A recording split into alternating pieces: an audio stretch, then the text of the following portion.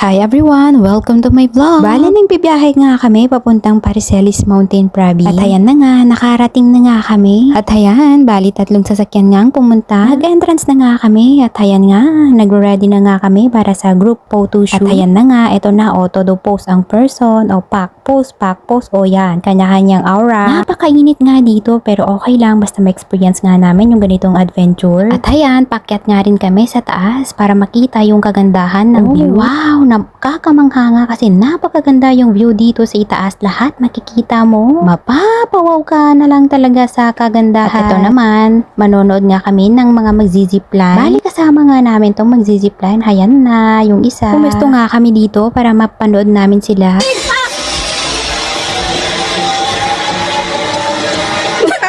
Ayan nga, tapos na nga kami sa Pariselis. Oras naman para mananghalian kami dito sa Albertos, dito sa May Tabo. Oh, ayan, napakasarap ng pagkain dito. Oh, ayan, tapos na nga rin kaming kumain. Yan, nagbiyahe na nga din ulit kami papuntang Lubwagan, Kalinga. Bale, liko-liko nga ang dan dito, napakahirap. Pero pag mamasdan mo nga naman yung mga view, ang gaganda. Ayan na nga, nakarating na nga kami dito sa Owicho. Dito, nag-entrance na nga kami. Dahil nga excited nga kaming pumasok, ayan, inuna na nga naming nag-selfie. Nag-group photo nga na naman kami. Di namin namamalayan. Naulog na yung kasama namin.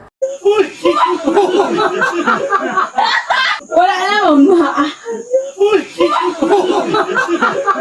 Di nga maputol-putol yung tawa namin dyan sa kanya. At ayan na nga, inulit nga namin nag-photoshoot ulit. O, pack post ulit. At ayan, sinilip nga namin yung tulugan namin. Bali, ganito pala yung tulugan. Fairness, maganda naman. Ayan, madaling araw na. Nagising nga din kami ng madaling araw para pagmasdan ng kagandahan ng kalangitan. Napakaganda nga yung view dito kapag madaling araw. Feeling mo, para kang nasa langit. At ito naman, napakaganda yung mga tanim nilang bulaklak. Ito na nga, nagre-ready na nga kami kasi gusto nga naming ma-experience yung ganitong sayaw dito sa Kalinga. 1, 2,